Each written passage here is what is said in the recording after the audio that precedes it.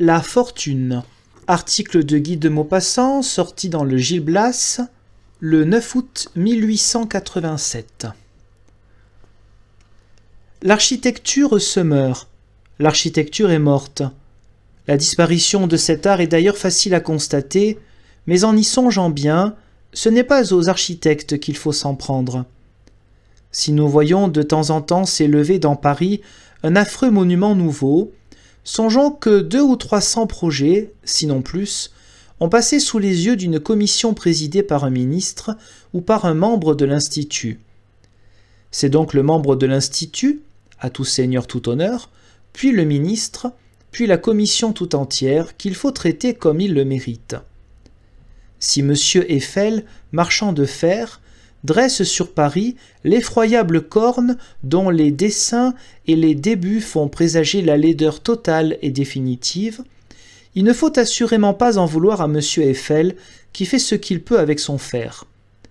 Mais quand il nous sera permis de contempler dans toute sa hauteur et toute sa hideur ce monument du mauvais goût contemporain, nous proclamerons bien haut les noms des patrons de cette chaudronnerie, afin qu'on ne songe jamais à eux quand le ministère des Beaux-Arts sera vacant.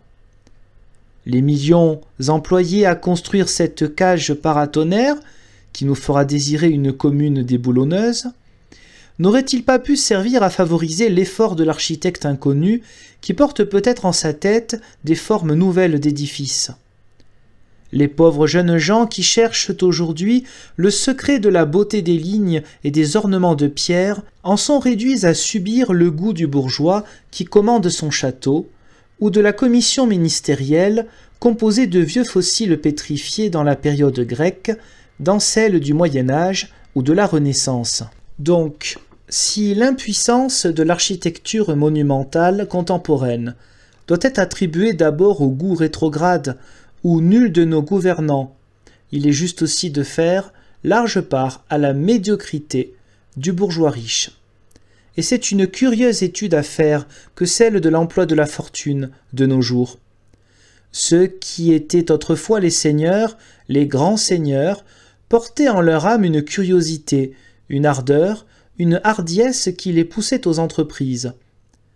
Quand ils avaient fini de faire la guerre, où se plaisait leur cœur aventureux, ils bâtissaient des châteaux ou des cathédrales. La France n'est-elle pas couverte de merveilleux monuments, tous différents, édifiés de siècle en siècle par des artistes modernes, patients, convaincus, sur l'ordre de princes ignorants et magnifiques?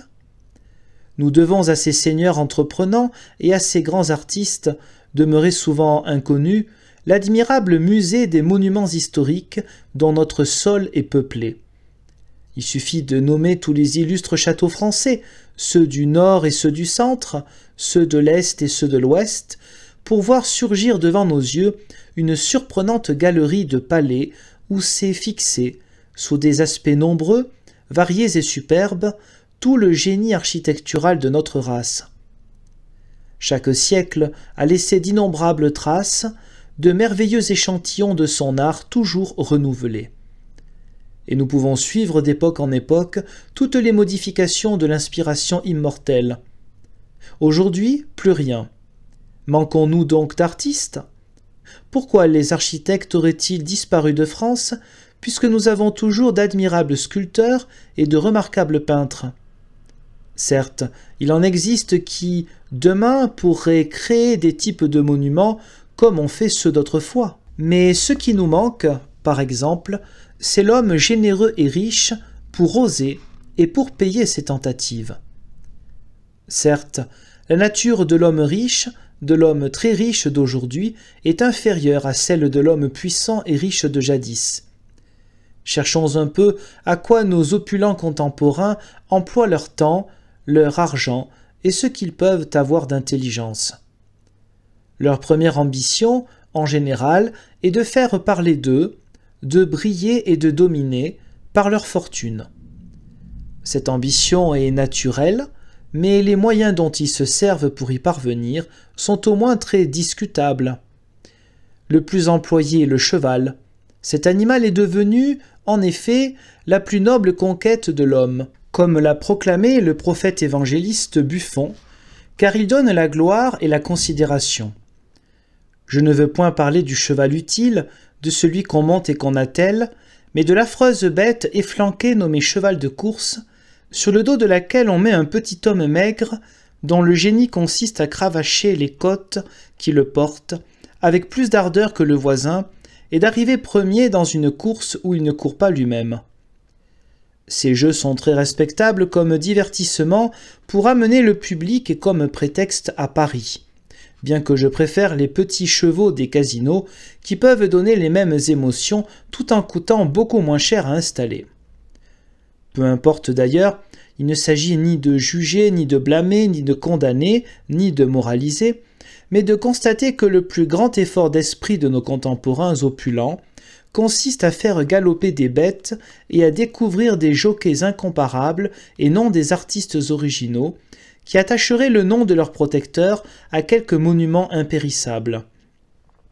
Quand l'homme riche n'est point un homme de sport, par suite des tendances de sa nature morale ou des empêchements de sa nature physique, il devient volontiers amateur d'art et collectionneur. Cela vaut peut-être un peu moins que s'il était un simple turfiste, comme on dit dans le galimatia hippique et moderne. Car le propriétaire d'écurie est à peu près sûr de se ruiner, tandis que le collectionneur cache, derrière un goût qui semble noble, une âme rapace de trafiquant.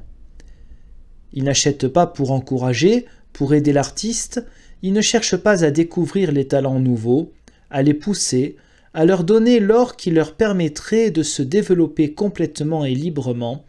Il achète, après contrôle d'hommes compétents, des objets rares dont la valeur est plus cotée que celle des rentes nationales. Ce qu'il y a de bizarre et de curieux, en effet, dans son cas, c'est qu'il ne connaît rien lui-même au bibelot. À force d'en voir, il finit par discerner à peu près le prix courant des objets assez connus, mais il hésite devant les pièces rarissimes, incapable de reconnaître leur provenance et de contrôler leur authenticité. Il n'est, au fond, qu'un avare amassant non de l'or, mais des poteries, des toiles, des meubles, des bijoux, en procédant toujours par comparaison et jamais par intuition. Quand il hésite, il a recours à l'expert, ce qui prouve bien qu'il n'aime pas l'objet, que la beauté et la grâce de la chose ne le préoccupent nullement, et qu'il tient à la seule estimation bien établie. Et c'est grâce à lui, pour lui, que s'est développée, comme le chien d'arrêt pour le chasseur, la race anxieuse des experts.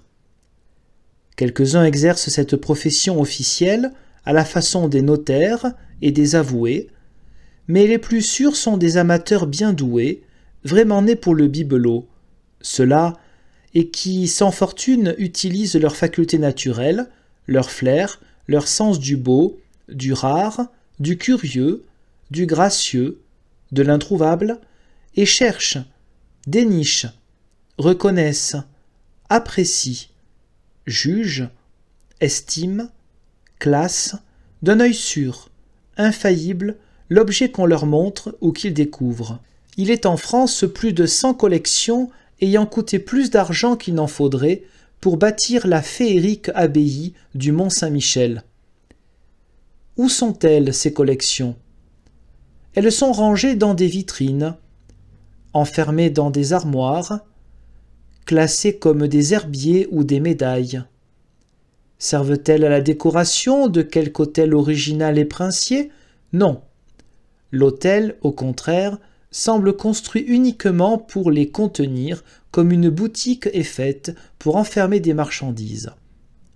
Ce sont, en effet, des marchands qui ont acheté ces choses, avec la peur incessante d'être trompés, d'être volés, puis ils les ont mises en ordre, ravis de savoir au juste ce qu'elles valent, ils les ont alignées, époussetées, numérotées et cataloguées avec un soin minutieux et puéril de gens très ordonnés et très riches.